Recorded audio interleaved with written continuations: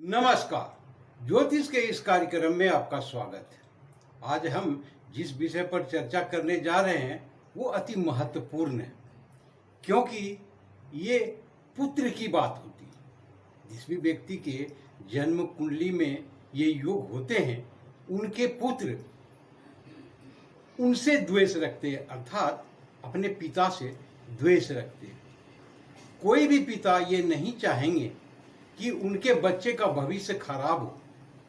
यदि वैसे बच्चे जो अपने पिता से द्वेष रखते हैं, तो सबसे पहले सर्वप्रथम सरकारी नौकरी से तो वंचित हो जाते हैं और जीवन में कभी भी उसे सम्मान नहीं मिलता। कोई भी पिता नहीं चाहेंगे, चाहे कितना ही बुरा क्यों न हो। हर पिता ये चाहते हैं कि उनके बच्चे अच्छे ओहदे पर हो, अच्छा पैसा कमाए, जीवन उनका सुखी हो।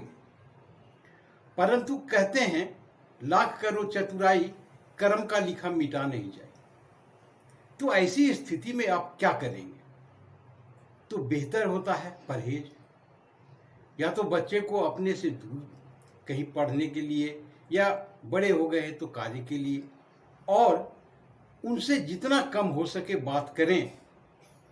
किसी भी विषय पर विवाद करने से बचें। यही एकमात्र उपाय है जो आपके लिए 100% कारगर है। अब तो ये हो गई बात उपाय की किस तरह से चलनी चाहिए।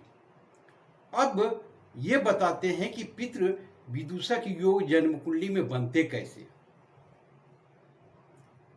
यदि पंचम भाव का स्वामी ग्रह ये पुत्र भाव के होते, ये छठे भाव में चले जाएं और इस पर लग्नेश की दृष्टि हो, साथ में राहु और मंगल की भी दृष्टि हो, तो ये पितृ विदूषक योग बनते।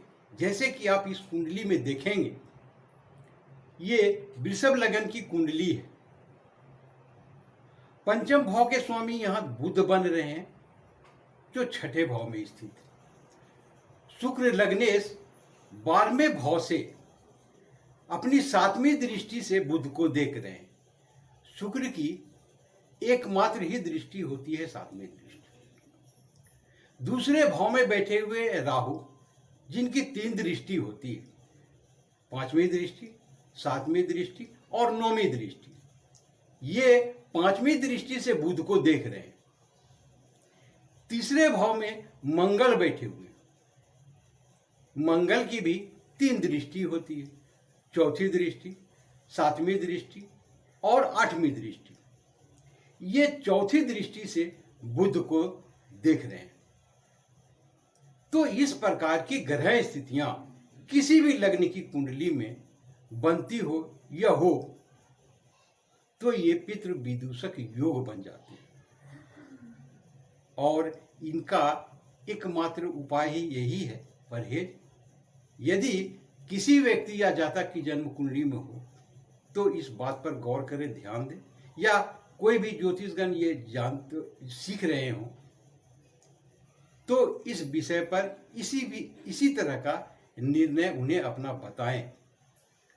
उपाय तो होते हैं, परंतु उनमें कितने सटीक होंगे, क्योंकि आज की जो परिस्थितियां हैं, लोग सत्य की राह पर चलते नहीं हैं, इसीलिए बहुत सारे उपाय भी होते नहीं।